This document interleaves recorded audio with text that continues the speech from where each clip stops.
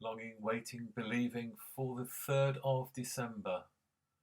I'm recording a few of these in a day just to give me space to do other things with my time as well.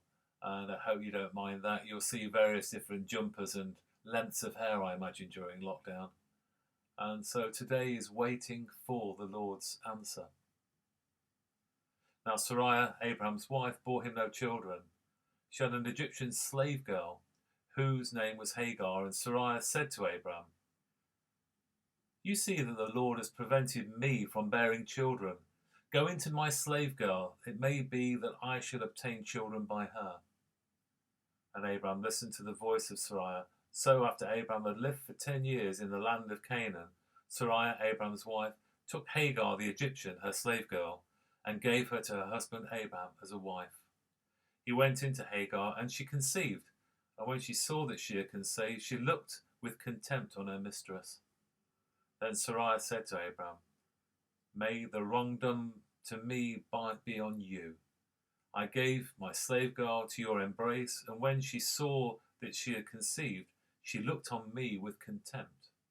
May the Lord judge between you and me." But Abraham said to Sarai, "Your slave girl is in your power. Do to her as you please."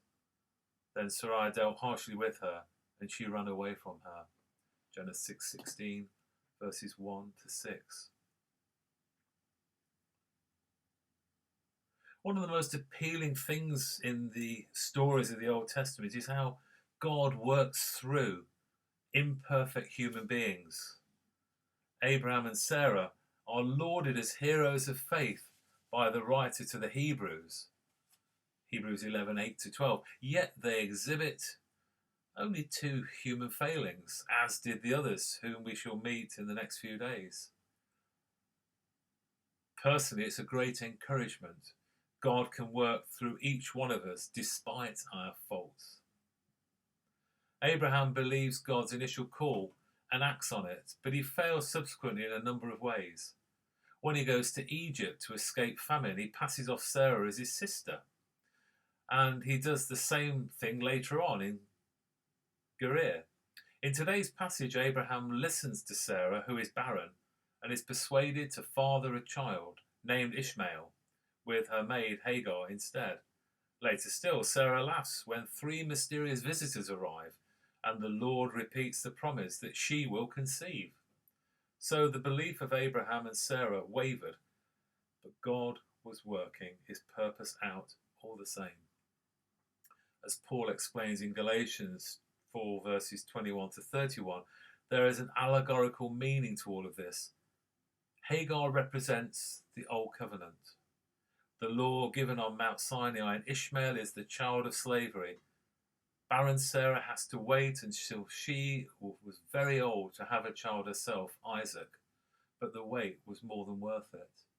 Isaac, the child that God promised, corresponds to the new covenant, and we are heirs of this child of freedom. We may long for God's answer to prayers, for him to fulfill his promises, but do we have the patience to wait for him to do so? Do we really believe that he will answer? Or, like Abraham and Sarah, do we try to preempt God? And like Abraham and Sarah, do we try and do things in our own strength, in our own human way? Do we try and busk it? Going against God's plan, being arrogant enough to think that we know better, can only lead to trouble. A downward spiral can easily follow, and it did for Sarah and Hagar. Hagar, who was able to conceive, despised Sarah, who couldn't. Sarah blamed Abraham for the outcome of the events she herself engineered. Abraham simply let Sarah treat her maid as she pleased, which meant badly. Later, in verse 21:9, we read that Sarah saw the younger teenager Ishmael playing with her infant son Isaac. Did Sarah worry that Ishmael, being older, would be able to injure Isaac, as the Jewish historian Josephus suggests?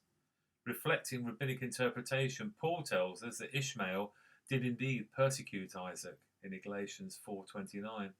So there was strife between the sons too, and the upshot was the expulsion of Hagar and Ishmael at Sarah's behest. What a catalogue of broken relationships.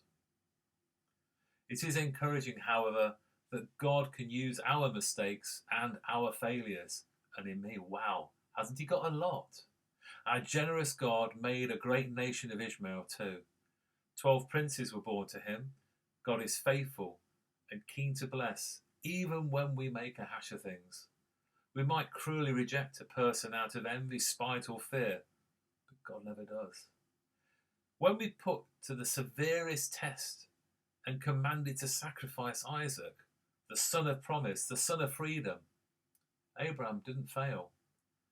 This is a perplexing command as well as a horrifying one, since elsewhere in the Old Testament, God's people are forbidden to practice child sacrifice. This was something that only their pagan neighbours did. In the event, God provided a substitute, a ram caught in the thicket.